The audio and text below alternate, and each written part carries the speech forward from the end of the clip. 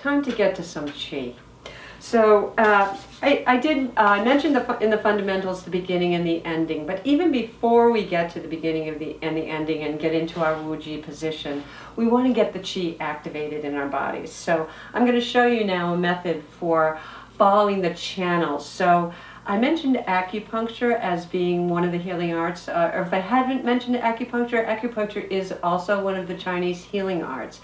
And some of you may be familiar with acupuncture or acupressure, and you may know that there are channels throughout the body that the energy moves through, and where certain needles get placed because of their relationship to different organs in the body, etc.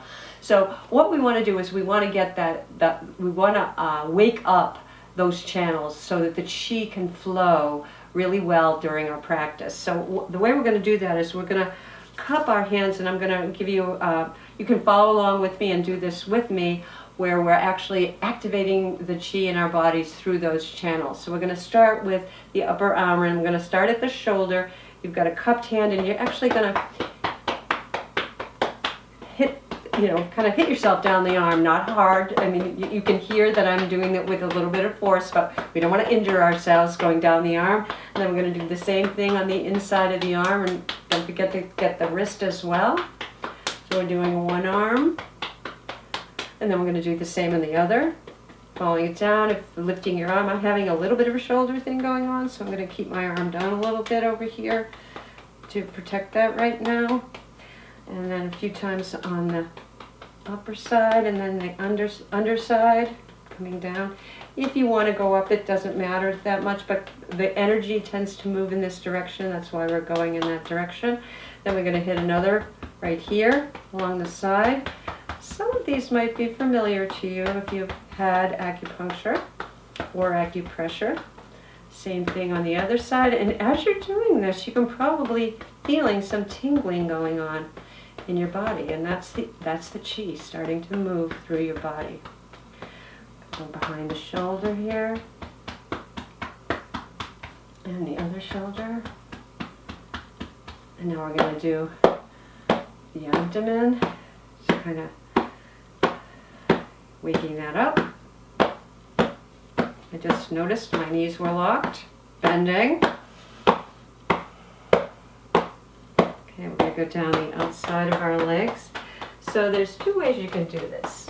You can do it like I'm doing it now, following the legs down, or you can do one at a time. I'm going to actually show you one at a time. You may want to practice your balance. If you can't, you can just keep your foot on the floor. It doesn't matter. You're going to go on both sides here. I can really feel that tingling. It's moving. Same thing on the other side again. You might want to balance or not. It's interesting about balance because you can think of that as a metaphor as well. How's your balance today? Might be telling you, am I feeling balanced? Because it's all levels for these concepts. I'm going down the back of the legs now. All right, now the last place is a really important place here. This is the kidney area, and the adrenals sit on top of the kidneys.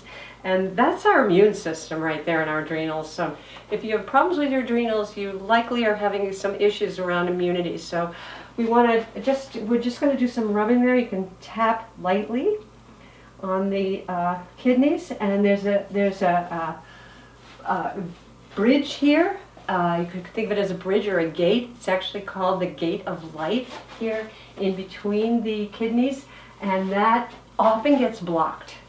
So by doing this rubbing and patting, we open up that gate so that the energy can travel through there as well in our spine, the gate of life.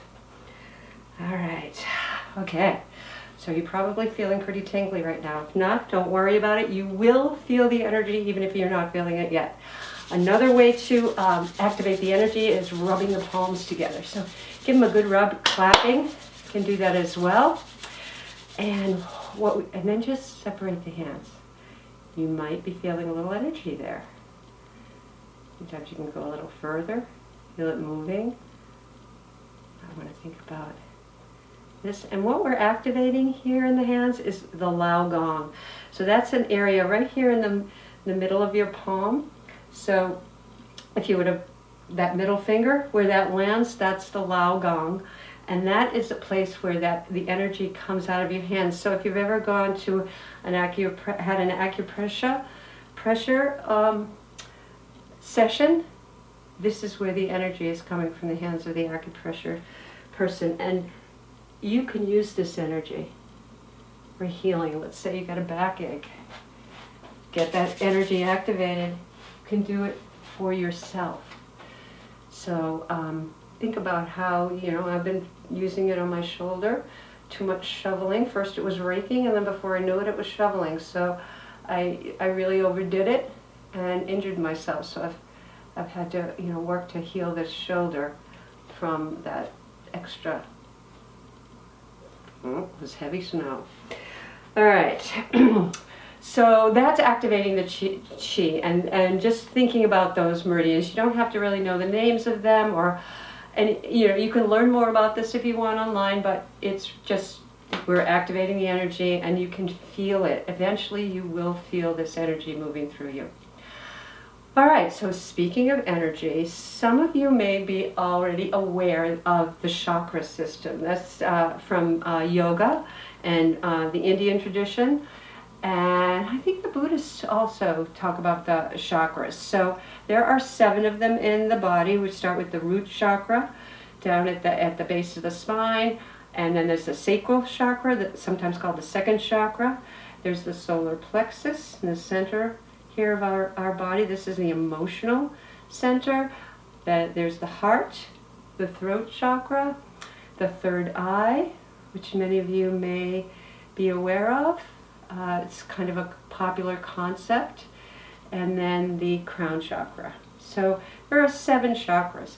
In Qigong, there are 3, and they kind of align with 3 of the 7. And one is they're called by different names. So right down here in the abdomen is the power center. And that's called the lower dantian. The 3 centers are called dantians. And this is the lower dantian, the power center. The middle dantian, which is the heart center. And the upper dantian, which is the wisdom center. So these 3 centers are part of what we're going to be activating as we're doing our practice. Each of we're going to be having 3 sections of the practice. It's called the flow form. So there's 3 sections in the flow form, and the first section is going to primarily focus on the lower dantian. The second section is going to focus on the heart dantian, and the third on the wisdom. That said, we're also integrating all of them in some of the motions, and I'll talk about that as we do them. But for basics, we're going to be focusing on each one of those during those 3 sections. And part of what's going to be happening at the end are these standing meditations. And these are really, really powerful meditations. So I'm going to show you the 3 of those now. We're going to just spend a few minutes actually in those positions so you can kind of get a feel for that. So when you're doing the standing meditations, I like to have my feet apart. Again, whatever's comfortable for you. If this feels really comfortable, that's fine as well, having your feet together. Whatever works for you. The important part is that we want to, the breath is really important in the standing meditation, and with the positioning of the hands. So I'm going to start with the lower dantian, the power center. So when you think about power, right, you think about, am I powerful in my life? Do I have strength? Am I strong? And athletes think about power a lot. So there's certain stances. And what is really important is that if you're stable in your lower body here.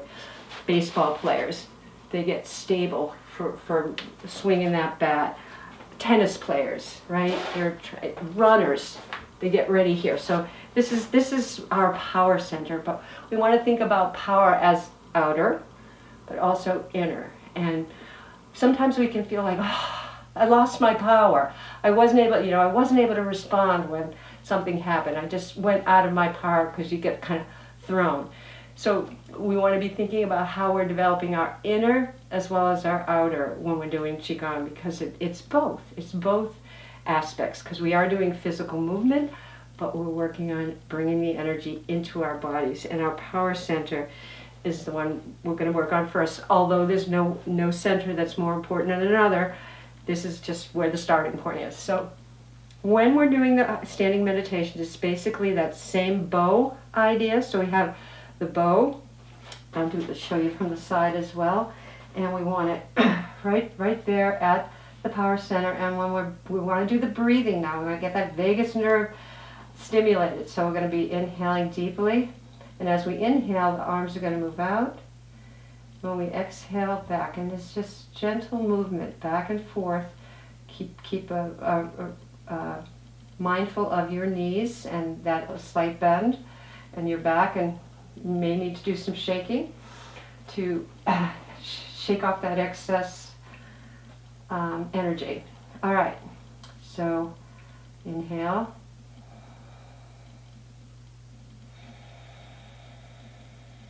And do this at your own breath pace.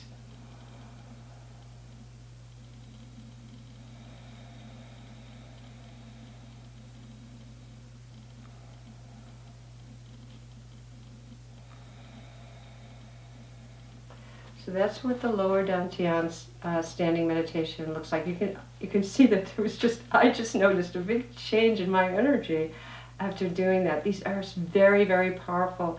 Sometimes people stand in these positions for up to a half an hour. I'm going to recommend a minute to start, but it feels really good.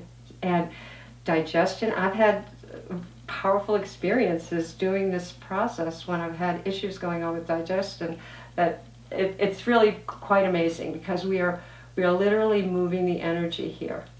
And the place where the energy gets stored, one of the places where we're going to be storing energy, because that's another thing we want to do, is in this lower dantian. So when we're storing the energy, I'm just going to demonstrate now how that's done. So let's say you've been doing this for a bit and you feel like you're good and you want to store the energy. This is the only place where we actually do the storing, and it works like this, where you're coming closer and closer. And then for females, the right hand under the left. This might look opposite to you because of the mirror of the video, and then you want to go clockwise, and you're just storing the chi. Basically what's happening here is you can think of it as like a golden nugget of chi in your power center that's available to you all day long. So something comes up at work and you're starting to stress out, if you can get a minute to just, okay, I want to connect, you can go ahead to this center, connect with it, do some breathing, and now you've activated that chi to move through your body, and you've stimulated yourself to handle that situation a little bit differently. All right, so that's the lower dantian. Now we're going to go to the heart center. So the heart center, okay, we can think about what the heart means. Oh, she's so heartfelt. We have so many expressions in our language about the heart. That's so heartwarming. Oh, that moves my heart. So many things that we say. So what is going on here at the heart? Well, we know, of course, there's love in our heart, but there's also gratitude. And gratitude is such a powerful thing to develop in ourselves, because so much time we spend angsting over all that's going wrong that we forget that we have so much going on in our life that's going well. I have a home here. I have a beautiful bedroom. I have a pillow. I have my mom upstairs who's 91 years old and still going strong. I have a car that gets me from here to there. I have so much in my life that I need, and we can get caught up, and I know I myself can get caught up in all that's going awry and forget. So focusing on the heart center and that experience of gratitude is a very, very powerful practice. So love and gratitude are just some of the emotions you want to keep in mind when you're thinking about the heart center. And I actually want to lift my arms up a little bit more here so you can see I kind of had my elbows down, but when we're doing this standing meditation, again, remembering to bend those knees, we want to do that same kind of motion and really focusing on our heart and all that is precious about the beating of our heart and the blood coursing through our veins And now the energy that we've enlivened in ourselves in this center, as well as throughout our whole body, and the gratitude. What are we grateful for? Not just about Thanksgiving. We have things to be grateful for in every moment. And it's a great practice too, sometimes when you might be feeling down, to just take a few moments and think about some of the wonderful things you're grateful for. And it can shift your energy as well.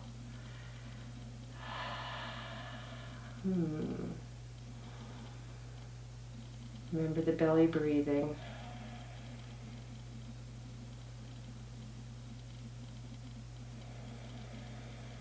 Closing your eyes is fine as well. Sometimes you may want to close your eyes when you're doing the practice too.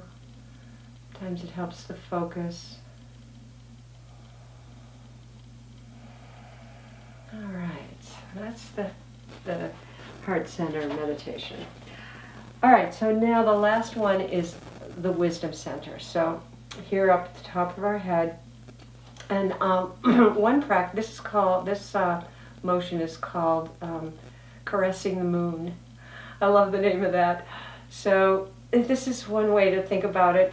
The practice is actually with the hands here, but I like doing this caressing of the moon first, just because it kind of brings that heavenly space to mind, and that energy of whatever it is you consider to be that power in the world that is greater than just you.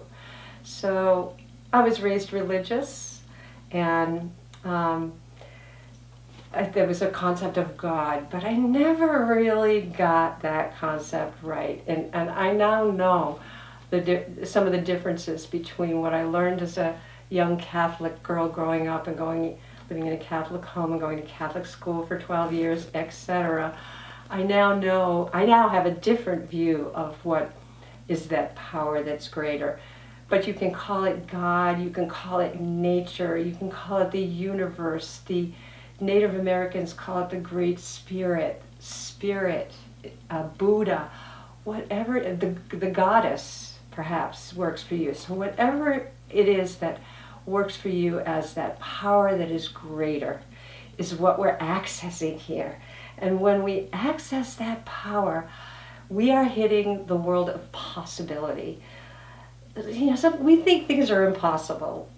Truth be told, yes, no, I can't jump off the roof and fly, but maybe I can fly in my dreams. So really not much is impossible, and I would dare to say nothing's impossible, but the point is that we want to open ourselves to the possibility. And possibility comes through that power that's greater than us. And that power is speaking to us all the time. Problem is, we're not listening. And so that, I'm going to just speak for myself here now, and that is that one of my big learnings through life is about control and thinking I need to have control and know what's going to happen next. And what has happened because of that is I've been afraid of the unknown or afraid to take risks. And, fear. Fear is what comes from feeling that you need to be constantly in control. Truth be told, we're not in control. There's a power greater that is guiding us, and we want to be open to that guidance. So that this practice of the upper dantian, the wisdom center, we're talking about wisdom that is greater than ours, that is accessible to us. And this practice of doing the standing meditation for the wisdom center brings that guidance to us and makes us more available to that and reminds us that that is there for us. So if you're feeling disconnected from it, this is a great practice to do.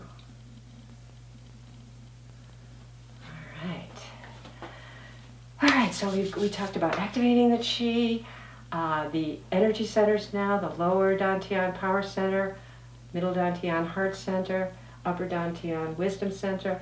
Now we're going to do one more, just one powerful Qigong movement here, and it's called lifting the sky.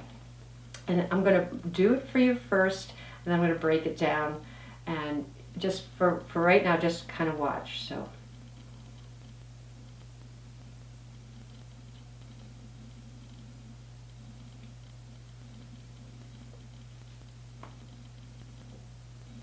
I don't know if you heard that crack, but there was a crack there. I'm going to do it one more time. I'll do it a few more times.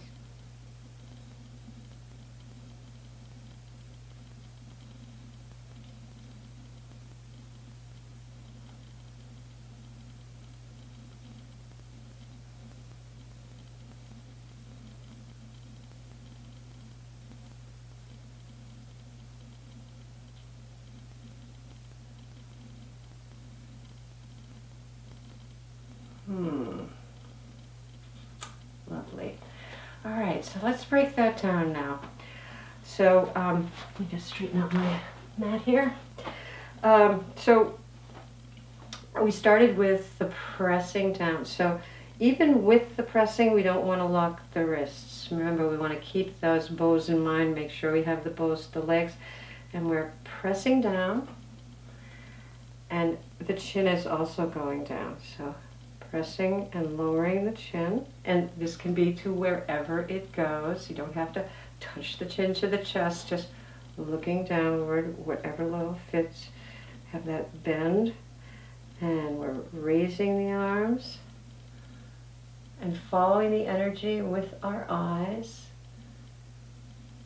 And when we get to the top, we're pushing up the sky. We're not raising up our shoulders to our ears or anything like that, but we are pushing with our arms, keeping that bow, and then spreading it around. Do it one more time in the breakdown. Pressing down, chin going down toward the, looking at the hands, raising up,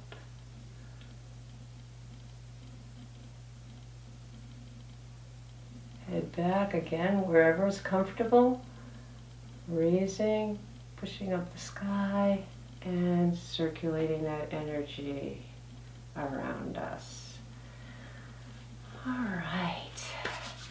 So we had our welcome. You found out what Qigong's all about, or it's a huge topic, but you can learn more. But a basic idea of what Qigong is about. We did our fundamentals, and now you have a few things that you can work on over the next week until we meet again.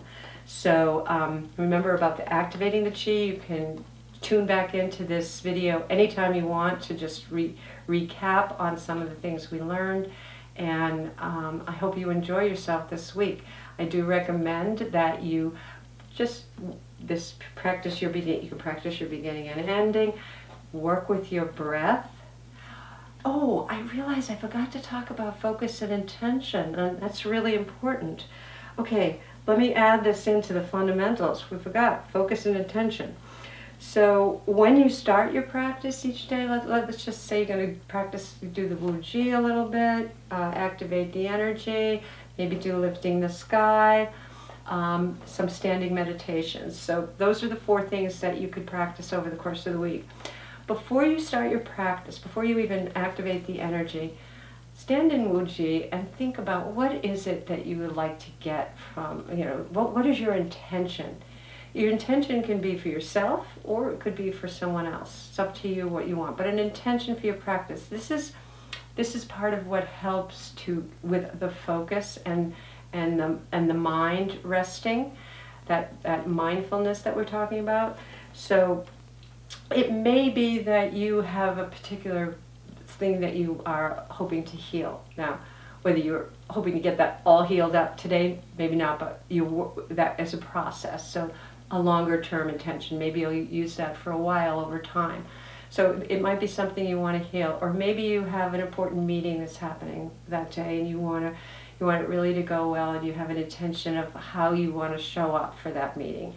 Or maybe you're working on a particular thing in your life, like I mentioned control earlier, and you're starting to realize you're a control freak, or people have mentioned that to you and you're like, nah, but now you're thinking about it more, so maybe you want to just look at that a little bit more and you have an intention for that. So it can be anything that you're wanting to, for yourself or for others, for your practice, because it can be also gifts for others. I recommend at this point to make it about yourself, but again, it's completely up to you what you want to do with that. But it's very important that we have an intention for our practice because it helps us with our focus. All right, have a great week, and I'll see you on the next video.